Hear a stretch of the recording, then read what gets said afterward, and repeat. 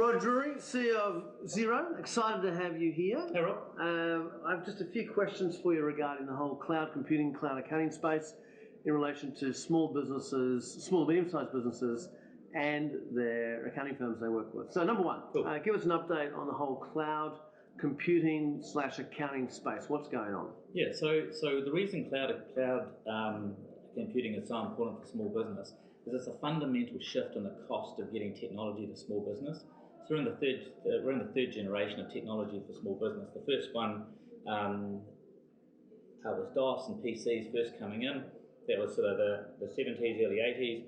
Through the 90s, everything was happening in the Windows platform. Still similar to DOS, but the interface was a whole lot easier. What's changed now is rather than having data sitting on a whole bunch of PCs and a slow sales cycle to update all of that, we're getting all of that data into a properly managed cloud environment, which is shared infrastructure, which means that now you're seeing companies like us investing in the space because we can now talk to all small businesses. The interesting thing though is that if you look at what's happening on the web, we've seen some great innovation in the consumer space, so the Facebooks and all those type of applications, but consumers don't like paying for anything. Small businesses, on the other hand, who are also consumers, with your small business hat on, you will pay for stuff. And what we've seen is that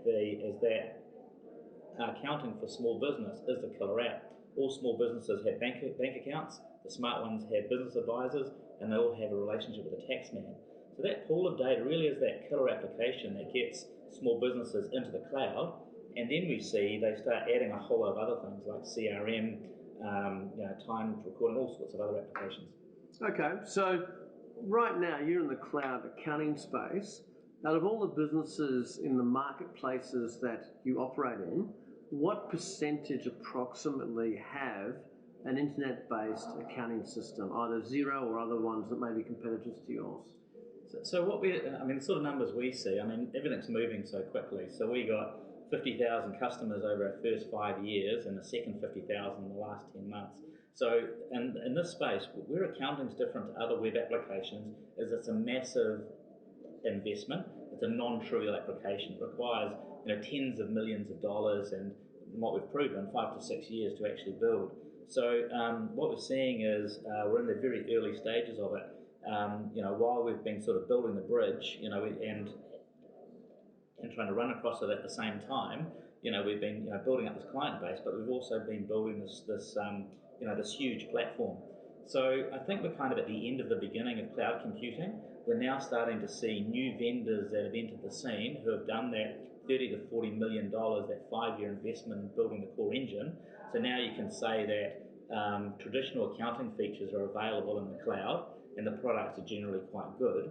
What happens next is we really start to change the game because we've got these businesses all starting to be connected to each other. Okay, so because as we go to publish, we've got about 100,000 XERO customers, thereabouts, I believe, and predominantly Australia and New Zealand. So what's that between the two countries? About 2.5 million potential customers? Yeah. Okay, so very much that is the starting mark. Where do you think it's going to go on penetration next 5 years? Whether they buy a XERO product or someone else's, what do you think that population will be of cloud accounting systems in the business community? Yeah, well, we think everything moves to the cloud. So we're seeing half of our customers coming from no software and we're the first software they've used. But, actually the biggest bit of software that small businesses use for accounting is Excel. Yeah. And so we get half of our customers are new. So I think with the design approach to cloud, and it's usually pretty easy, the products are pretty well designed, the barriers to entry are much lower. So we're opening a whole new market. But I think the economics are so compelling. I think up till now, though, you've sort of said that's desktop software, that's cloud software, if you're in the early adopters, if you're on a Mac, if you're traveling all the time, then you move to the cloud. What happens now that the kind of core products are done, and we see all the new features coming out, like actually sending invoices between businesses, live bank feeds, so your transactions are all there. Those now just become so compelling. And these products are really cheap. They're for the value that you get out of them, and they're being updated every month. We're just seeing that they're becoming more and more compelling.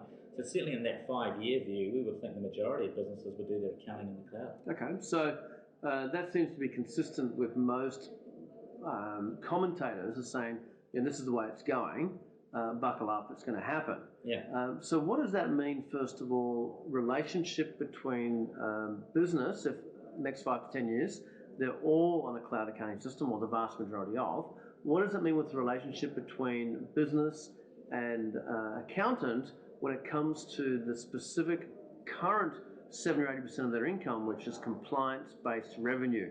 What's going to happen in that space with the changes with cloud accounting? Yeah, so we see this really, really clearly because it's played out in the last 5 years. So what we saw is under the old model, we had disconnected software. There was this $500 friction for a small business to burn a copy of the disk, send it to their accountant. 2 or 3 days later, they'd load it up, they'd make some changes. In the meantime, the business has sent out invoices, so the data's out of sync, and then so the changes never ever go back. And they'll file a GST return and send a bill for $500 with no value added. And effectively what that did is that trained small businesses not to use their accountants as business advisors. So the technology has sort of forced accountants to be at the sort of compliance end of the spectrum.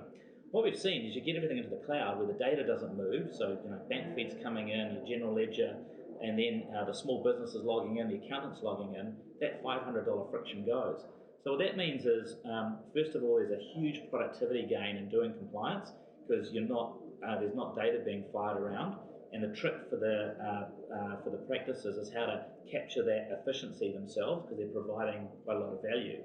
But then every interaction with the customer, which can now be sort of weekly or monthly, provides a consulting upsell opportunity as well. So I totally agree with you on that. What percentage do you think, if you look at preparing a set of accounts now in the compliance, vis-a-vis in the future, if it was through a cloud type system, what percentage of efficiencies do you think will be gained by accountant working with their client with cloud accounting? Yeah, so if the software is designed really well, then the compliance is a byproduct of just doing the things that you do every day. So I mean, if you take a GST return, as long as you're coding things correctly and there's good communication between the accountant and the business, so they've got their processes right, then a lot of the compliance just falls out. And what's happening on the government side is they're seeing this efficiency that's coming from cloud vendors. So we expect that government departments are putting more web services in, so that if there's a statistics report or something like that, it's just a byproduct. The data's already there. So I think it's very clear that compliance will absolutely. There's still things that have to be done, but as the software gets better, you won't be able to charge a lot of money for that. Yeah. But the upside opportunity of being that wingman, that trusted advisor that can drive businesses forward. I mean, we're really clear about this. Our goal is small businesses are the biggest contributor to GDP. If we can materially move the needle at scale, that's better schools and hospitals. And you do that by dating up small business owners with accountants and bookkeepers and other advisors. Because with that person alongside you, you're going to do more with your existing cash flow. You're more likely to hire a new person. You're more likely to get a loan to expand. You're more likely to export.